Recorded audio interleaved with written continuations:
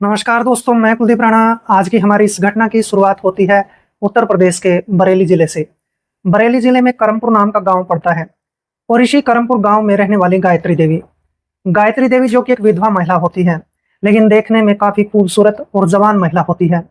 गांव का जो भी व्यक्ति गायत्री देवी की खूबसूरती को एक बार देख लिया करता था, बस देखता ही रह जाया करता था। गायत्री देवी के पति जगदेव की ज्यादा शराब पीने की वजह से 6 साल पहले मौत हो जाती है, लेकिन फिर भी गायत्री देवी अपने आप को संभाल लेती है। गायत्री देवी इस गांव के अंदर एक अच्छी खासी किराने की दुकान चलाया करती थी। इसकी किराने की दुकान बहुत अच्छी चलती थी। गायत्री देवी इस दुकान के बलबूते पर अच्छे खासे पैसे भी कमा लिया करती थी। गायत्री देवी ने इसी दुकान से पैसे कमाकर अब गांव से बाहर शमशान के ठीक सामने एक बना बनाया घर भी ले लिया था और इस तरह से गायत्री देवी अब इस घर में रहना शुरू कर देती है। अब गायत्री देवी हर रोज सुबह के करीब 7 बजे के आसपास अपनी दुकान पर आती थी और रात के करीब 8 साढ़े 8 बजे के आसपास अपने घर पर चली जाया करती थी। गायत्री देवी के परिवार में इसका इकलौता देवर होता है जिसका नाम राकेश कुमार होता है। राकेश कुमार एक ऐसा लड़का होता है जो कि एक आंख से काना होता है और उसका रंग बेहद काला होता है और उसके चेहरे की बनावट कुछ ठीक नहीं होती है और ऊपर से राकेश कुमार शराब भी पीने का आदी होता है। बस शराब पीने की वजह से गायत्री देवी अपने इस देवर को पसंद नहीं किया करती थी। लेकिन राकेश कुमार एक ऐसा व्यक्ति भी होता है जो कि औरतों का काफी शौकीन होता है। वह अपनी इस भाभी गायत्री देवी पर हमेशा गंदी नजर रखा करता था। अब गायत्री देवी के परिवार में इसकी एक सासू भी होती है जिसके नाम सुधा देवी होता है। सुधा देवी हर समय अपने घर में रहती थी, थोड़े बहुत छोटे मोटे घर के कामकाज भी कर लिया करती थी और जबकि गायत्री देवी अपनी दुकान का काम संभाला करती थी। अब कुछ दिनों का वक्त गुजर जाने के बाद एक तारीख आ जाती है, 5 मई 2026 का दिन। सुबह के करीब 8 बजे के आसपास का वक्त होता है। गायत्री देवी की सास जो सुधा होती है वह अपनी बहू गायत्री को कहती है कि गायत्री, मैं थोड़ा पड़ोसियों के घर पर जाती हूँ, मुझे थोड़ा सा जरूरी काम है। और उसी समय सुधा देवी पड़ोसियों के घर पर चली जाती है, लेकिन घर के अंदर गायत्री देवी बिल्कुल अकेली रह जाती है। गायत्री देवी का जो देवर राकेश कुमार होता है वो भी घर के अंदर बैठा होता है। राकेश कुमार ने सुबह सुबह उठते ही थोड़ी सी शराब भी पी रखी होती है। अब राकेश देखता है कि घर में उसकी भाभी गायत्री देवी बिल्कुल अकेली है। इसी बात का फायदा उठाकर राकेश कुमार अपनी भाभी गायत्री देवी का हाथ पकड़ लेता है, लेकिन गायत्री देवी उसी समय अपना हाथ छुड़ाती है और अपने इस देवर राकेश के मुंह पर एक थप्पड़ मार देती है और कहती है कि आज के बाद अगर तुमने मुझे हाथ लगाने की कोशिश भी की तो मैं तुम्हें घर से बाहर निकाल दूंगी। और इस तरह से अब राकेश कुमार उसी समय घर से बाहर निकल जाता है। लेकिन थोड़ा सा वक्त गुजरने के बाद अब गायत्री देवी की सास सुधा देवी घर पर आती है। गायत्री देवी अपने देवर राकेश की पूरी कहानी सुधा को सुनाती है। सुधा इसके बाद अपने बेटे राकेश कुमार को डांटती है, फटकारती है, उसको घर से बाहर भी निकाल देती है और इस तरह से अब राकेश कुमार इस घर से निकलकर अपने एक दोस्त के घर पर रहना शुरू कर देता है। इस तरीके से कुछ दिनों का वक्त गुजर जाता है, लेकिन जो गायत्री देवी होती है इसका भी चाल चलन और चरित्र कुछ ठीक नहीं होता है। पति के गुजर जाने के बाद गायत्री देवी अपने आप को अकेला महसूस करने लग जाती है और गायत्री देवी अकेलापन दूर करने के लिए गलत रास्ता भी चुन लेती है। जब भी गायत्री देवी किसी भी हैंडसम नौजवान लड़के को देख लिया करती थी, बस उस पर ही फिदा हो जाया करती थी।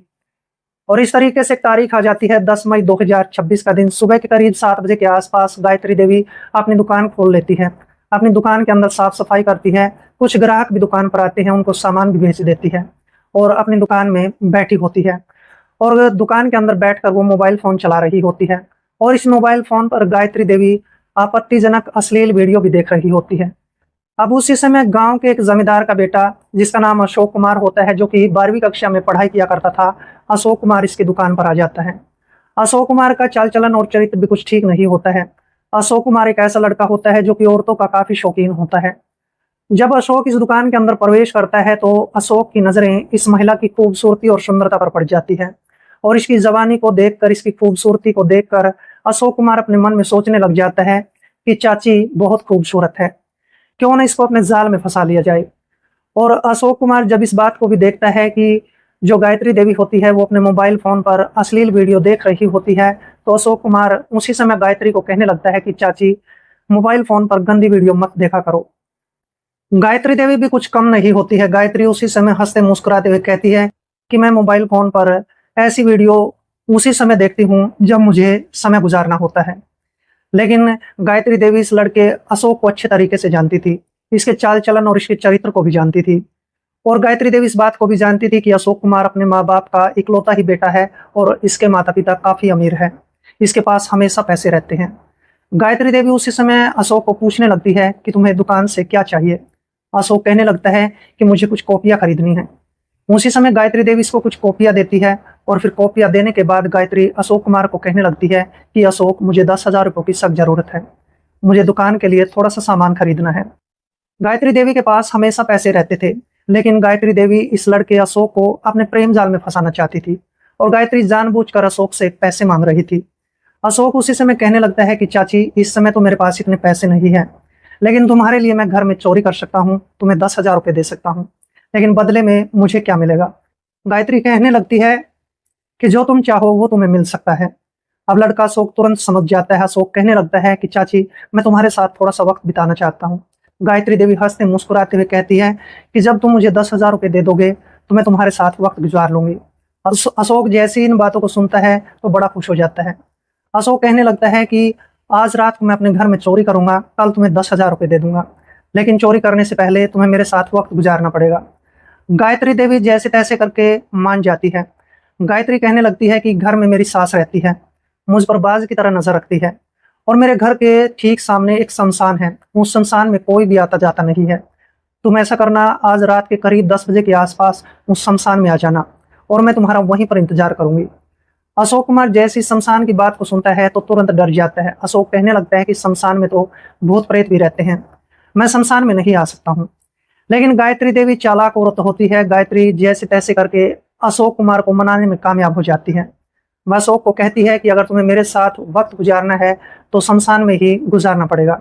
अशोक भी मान जाता है और इस तरह से अब अशोक अपने घर पर चला जाता है। अब जैसी शाम का समय हो जाता है तो रात के करीब 8 बजे के आसपास अब गायत्री देवी अपनी दुकान बंद करती है। दुकान बंद करने के बाद वो अपने घर पर चली जाती है। अपने लिए और अपनी सास सुधा देवी के लिए खाना तैयार करती है। खाना बनाने के बाद अपनी सास को भी खाना खिलाती है, खुद भी खाना खाती है और इसके बाद सुधा और गायत्री देवी दोनों एक ही कमरे में सो जाती है। लेकिन जैसे ही रात के 10 बजे के आसपास का वक्त हो जाता है तो गायत्री देवी देखती है कि उसकी सासू सुधा देवी की आंख लग चुकी होती है और इसी बात का फायदा उठाकर अब गायत्री देवी अपने घर से बाहर निकलती है और वह चुपके से इस घर से बाहर निकलने के बाद घर के ठीक सामने वाले शमशान में चली जाती है। लेकिन जैसे ही गायत्री देवी शमशान में पहुंचती है तो शुरुआत में गायत्री देवी को भी काफी डर लगता है। गायत्री के मन में भय बैठ जाता है, लेकिन थोड़ा सा वक्त गुजर जाने के बाद हिम्मत करके वो लड़का अशोक भी अपने घर से बाहर निकलता है और फिर इसके बाद अशोक भी रात के करीब 10:30 बजे के आसपास शमशान में पहुंच जाता है। और अशोक जब इस महिला को शमशान में देखता है तो खुश हो जाता है। अब इसके बाद गायत्री और अशोक इस शमशान के अंदर ही अपने गलत रिश्ते कायम करने लग जाते हैं। अशोक और गायत्री दोनों अपनी ही रजामंदी से इस गलत काम को तब तक अंजाम देते हैं जब तक दोनों का मन नहीं भर जाता है, जब तक दोनों की इच्छाएं पूरी नहीं हो जाती है। और जैसे इन दोनों का मन भर जाता है, दोनों की इच्छाएं पूरी हो जाती है, तो अशोक कहने लगता है कि चाची, मैं कल तुम्हें 10,000 रुपये दे दूंगा, तुम किसी बात की फिक्र मत करना। अब इसके बाद अशोक और गायत्री इस शमशान से बाहर निकल जाते हैं। बाहर निकलने के बाद गायत्री अपने घर पर चली जाती है, अशोक अपने घर पर चला जाता है। लेकिन गायत्री देवी नहीं जानती थी कि इस शमशान में भविष्य में उसके साथ क्या क्या कांड होने वाले थे। इस तरीके से पूरी रात गुजर जाती है और जैसे अगला दिन होता है तो सुबह के करीब 7 बजे के आसपास का वक्त होता है। गायत्री देवी अपने घर से खाना बनाने के बाद अपनी सास सुधा को खाना खिलाती है, खुद भी खाना खाती है और फिर इसके बाद वो अपनी दुकान पर आ जाती है। दुकान खोल ली जाती है, दुकान की साफ सफाई भी कर ली जाती है और फिर इसके बाद कुछ ग्राहक इसकी दुकान पर आते हैं, सामान खरीदते हैं, अपने अपने घरों पर लौट जाते हैं। लेकिन गायत्री देवी अब अपनी दुकान के अंदर बैठ जाती है और अपना मोबाइल फोन खोलकर उस पर कुछ आपत्तिजनक और अश्लील वीडियो देखना शुरू कर देती है। उसी समय गायत्री की सास सुधा देवी अपनी बहू गायत्री के पास फोन कॉल करती है। गायत्री को कहती है कि हमारी बिजली की तारों में आग लग गई है, तुम जल्दी से घर पर आ जाओ। उसी समय गायत्री देवी अपनी दुकान जल्दी जल्दी में बंद करती है, अपने घर पर चली जाती है।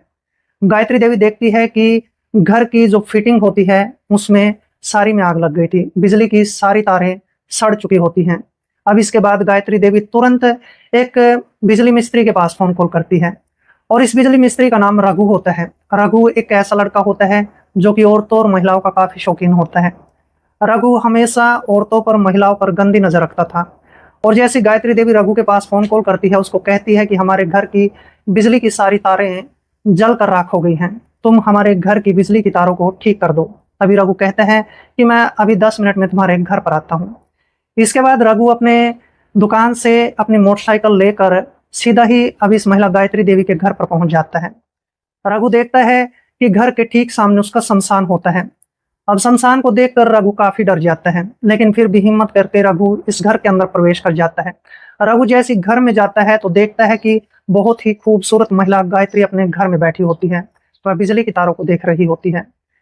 तभी गायत्री देवी कहने लगती है कि रघु, हमारी बिजली की तारों को जल्दी से ठीक कर दो, इनमें आग लग गई है। रघु कहता है कि कोई बात नहीं, मैं बिजली की तारों को ठीक कर देता हूँ।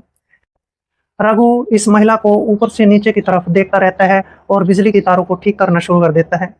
करीब आधे घंटे का वक्त गुजर जाने के बाद अब रघु घर की बिजली की सारी तारों को ठीक कर देता है और फिर गायत्री देवी को कहता है कि घर की बिजली की तारें बिल्कुल ठीक हो गई हैं। लेकिन गायत्री देवी कहती है कि तुम्हारी फीस कितनी बनी है। तभी रघु कहता है कि मुझे 500 रुपये दे दो। इसके बाद गायत्री देवी उसी समय 500 रुपये लेकर रघु के पास आ जाती है। तब तक इसकी जो सास सुधा देवी होती है वो पड़ोसियों के घर बातचीत करने के लिए चली जाती है और इसी बात का फायदा उठाकर रघु उसी समय इस महिला गायत्री देवी का हाथ पकड़ लेता है। अब जैसे गायत्री देवी का हाथ पकड़ा जाता है तो गायत्री देवी हंसते मुस्कुराते हुए कहती है कि हाथ पकड़ने की कोई भी जरूरत नहीं है, मैं भी तुम्हारे साथ वक्त गुजारना चाहती हूँ। रघु कहता है कि मैं भी तुम्हारे साथ कुछ वक्त बिताना चाहता हूँ। अब जैसे ही दोनों की योजना बन जाती है तो गायत्री देवी कहने लगती है कि आज रात मेरे घर के ठीक सामने शमशान में आ जाना और शमशान में कुछ पैसे भी लेकर आना। अब जैसी पैसों की बात रघु को कही जाती है तो रघु कहने लगता है कि मैं कितने पैसे लेकर आऊं। तब ये महिला कहती है कि मुझे 5,000 रुपये की जरूरत है, 5,000 रुपये में ही काम चल जाएगा। रघु कहता है कि कोई बात नहीं, मैं रात के करीब 10 बजे के आसपास शमशान में पहुंच जाऊंगा। अब इसके बाद गायत्री देवी बड़ी खुश हो जाती है। गायत्री देवी सोचने लग जाती है कि मैंने एक लड़के को तो अपने प्रेम जाल में पहले ही फंसा रखा है, क्यों ना मैं इस बिजली मिस्त्री को भी अपने प्रेम जाल में फंसा लूं और ये बिजली मिस्त्री रघु भी मुझे पैसे देना शुरू कर देगा। और इस तरह से अब रघु मिस्त्री इसके घर से निकल जाता है। देखते देखते शाम हो जाती है, रात भी हो जाती है। रात के समय खाना पीना करने के बाद सुधा और गायत्री एक ही कमरे में लेट जाते हैं और जैसी रात के 10:30 बजे के आसपास का वक्त होता है तो गायत्री देवी उसी समय रघु के पास फोन कॉल करती है। रघु को कहती है कि रघु, तुम्हें शमशान में आना पड़ेगा। रघु कहता है कि मैं शमशान में आ जाऊंगा और इस तरह से अब गायत्री देवी अपने घर से बाहर निकल जाती है, शमशान में जाकर बैठ जाती है। लेकिन जैसे ही 10 से 15 मिनट का वक्त गुजर जाता है तो रघु शमशान में नहीं पहुंचता है और इसके बाद ये महिला गायत्री देवी फिर से रघु के पास फोन कॉल करती है। रघु को कहती है कि तुम शमशान में जल्दी से आ जाओ, लेकिन रघु साफ साफ मना कर देता है। रघु कहता है कि मैं शमशान में नहीं आऊंगा, मुझे शमशान में डर लगता है और इस तरह से फोन कॉल काट दिया जाता है। लेकिन जैसे ही फोन कॉल काटा जाता है तो उसी समय गायत्री देवी को एक भूत दबोच लेता है और जैसे ये भूत इस महिला के मुंह पर हाथ रख लेता है तो फिर ये गायत्री देवी डर की वजह से उसी समय बेहोश हो जाती है और फिर ये भूत इस महिला को उठाकर पास के ही खेत में ले जाता है और खेत में ले जाने के बाद इस महिला के तन बदन से एक एक कपड़ा उतारना शुरू कर देता है और जैसे इस महिला के तन बदन से एक एक कपड़े को उतार जाता है तो ये भूत इस महिला के साथ गलत और गंदा काम करना शुरू कर देता है। ये भूत इस महिला के साथ तब तक इस गलत काम को अंजाम देता है जब तक इस भूत की सारी इच्छाएं पूरी नहीं हो जाती हैं और जैसे इस भूत का ये काम खत्म हो जाता है तो ये भूत इस काम को खत्म करने के बाद यहाँ से गायब हो जाता है। लेकिन जो गायत्री देवी होती है वो बेहोश हो चुकी होती है और कई घंटों का वक्त गुजर जाने के बाद रात के करीब 2-2:30 बजे के आसपास गायत्री देवी की आंख खुलती है। गायत्री देवी देखती है कि उसके तन बदन पर कोई भी कपड़ा नहीं होता है, उसके सारे कपड़े दूर पड़े होते हैं और जैसे ही ये महिला अपनी ऐसी हालत को देखती है तो तुरंत अंदाजा लगा लेती है कि उसके साथ गलत काम हुआ है। दूसरे ही पल गायत्री देवी इस बात को भी सोचने लग जाती है कि इस शमशान में कोई भी आता जाता नहीं है, दूर दूर तक ना तो कोई इंसान रहता है ना ही दिखाई देता है। अब गायत्री देवी गलत सोचना शुरू कर देती है या ठीक सोचना शुरू कर देती है, इस बात के बारे में गायत्री देवी को कुछ भी पता नहीं होता है। गायत्री देवी का ध्यान सिर्फ भूत प्रेत की तरफ चला जाता है क्योंकि गायत्री देवी शमशान में आई थी।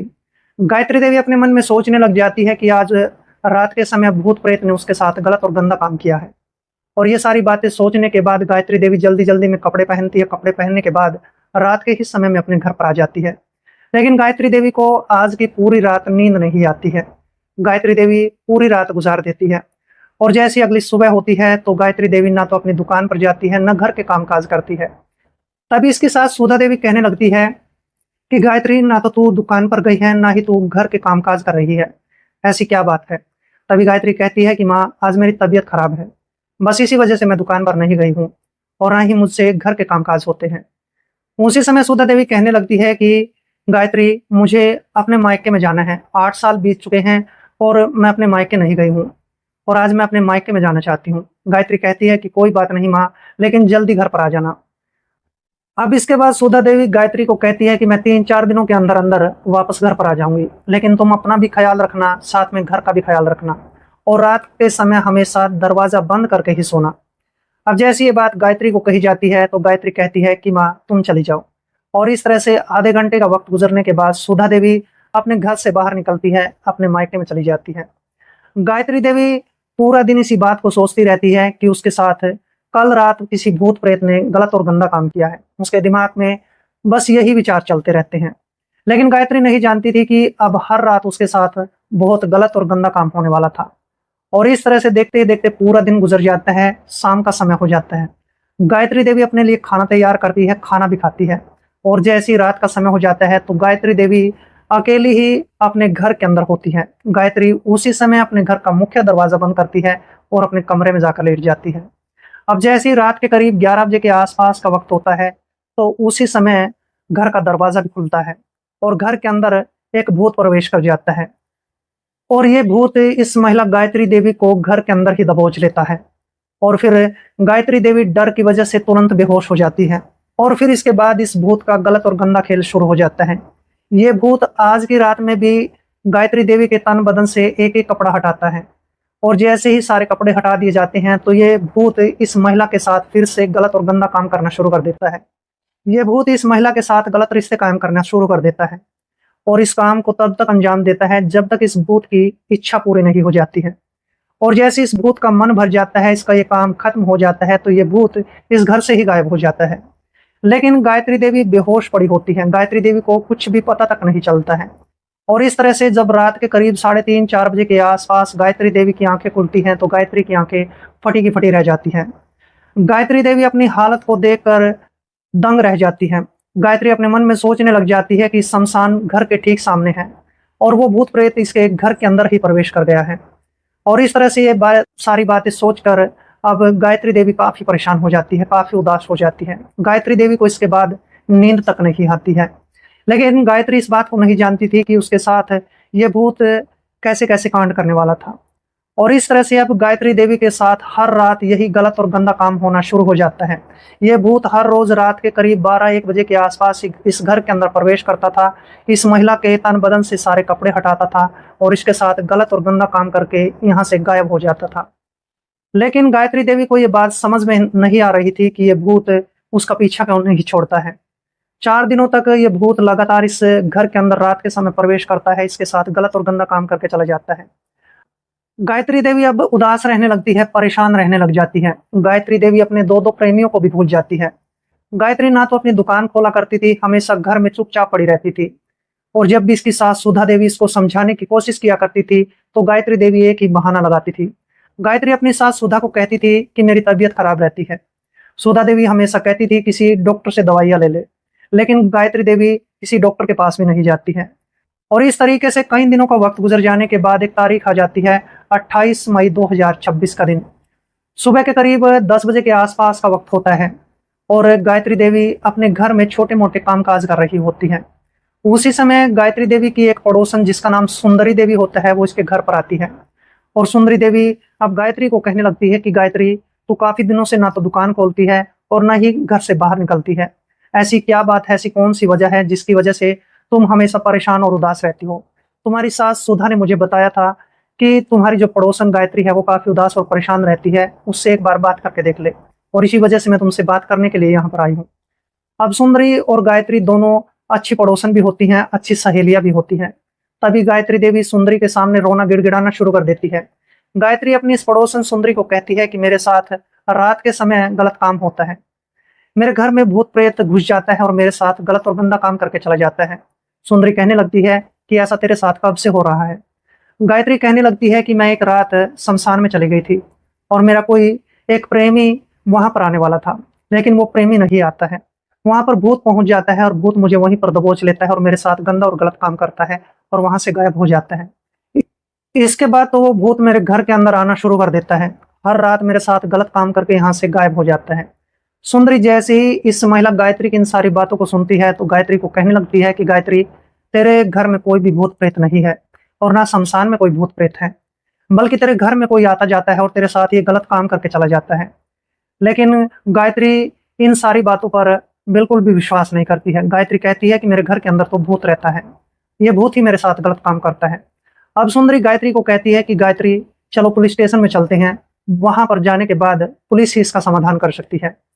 लेकिन गायत्री कहती है कि मैं पुलिस स्टेशन में नहीं जाऊंगी, वहां पर मेरी बदनामी हो जाएगी। सुंदरी कहती है कि तेरे साथ हर रात गलत काम होता है और तुझे मेरे साथ पुलिस स्टेशन चलना ही पड़ेगा। जब सुंदरी इस पर ज्यादा दबाव डालती है तो गायत्री पुलिस स्टेशन में जाने के लिए तैयार हो जाती है और इसके बाद सुंदरी देवी गायत्री को लेकर नजदीकी पुलिस स्टेशन में चली जाती है। पुलिस स्टेशन में जाने के बाद वहां पर एक पुलिस दरोगा बैठा होता है जिसका नाम जयसिंह पुलिस दरोगा होता है। सुंदरी देवी अब जयसिंह पुलिस दरोगा को कहती है कि मेरी एक पड़ोसन है और इसके साथ इसके घर के अंदर कोई भूत प्रेत आता है और हर रात गलत काम करके चला जाता है। जयसिंह जैसी सुंदरी की बातों को सुनता है तो हंसने लगता है, मुस्कुराने लगता है। जयसिंह कहता है कि इस दुनिया में कोई भी भूत प्रेत नहीं है, बल्कि कोई इंसान ही इसके घर में प्रवेश करता है, इसके साथ गलत और गंदा काम करके चला जाता है। लेकिन सुंदरी कहती है कि वो इंसान कौन हो सकता है, उसको जल्दी ही पकड़ लो। जयसिंह कहता है कि तुम किसी बात की फिक्र मत करो, तुम अपने घर पर चली जाओ। मैं आज रात से ही सादी वर्दी में 2-4 अपने सिपाही लेकर तुम्हारे घर के ठीक सामने पहरा देना शुरू करता हूँ, फिर देखते हैं कि वो भूत कौन है। और इस तरह से अब सुंदरी और गायत्री अपने घर पर आ जाती है। अब जैसी रात का समय होता है तो रात के करीब 10 बजे के आसपास गायत्री देवी अपनी सास सुधा को खाना खिलाती है, खुद भी खाना खाती है और अपने कमरे में जाकर लेट जाती है। जबकि सादी वर्दी में पुलिस के 3-4 कांस्टेबल घर के बाहर छिपकर पहरा देना शुरू कर देते हैं। और जैसे ही रात के 11 बजे के आसपास का वक्त होता है तो एक इंसान दीवार फांद कर अब गायत्री देवी के घर के अंदर प्रवेश करता है। पुलिस चौकन्नी होती है। उसी समय पुलिस घर के अंदर प्रवेश करती है और उस इंसान को पकड़ने में कामयाब हो जाती है। यह इंसान कोई और नहीं होता है बल्कि गायत्री देवी का देवर राकेश कुमार होता है। राकेश कुमार को जैसे ही गिरफ्तार कर लिया जाता है तो पुलिस स्टेशन में ले जाया जाता है। इसकी खूब जमकर पिटाई की जाती है। पुलिस पूछने लगती है कि राकेश, तुम जैसे घर के अंदर आते थे तो कैसे आते थे और अपनी भाभी के साथ ही गलत और गंदा काम कैसे करते थे।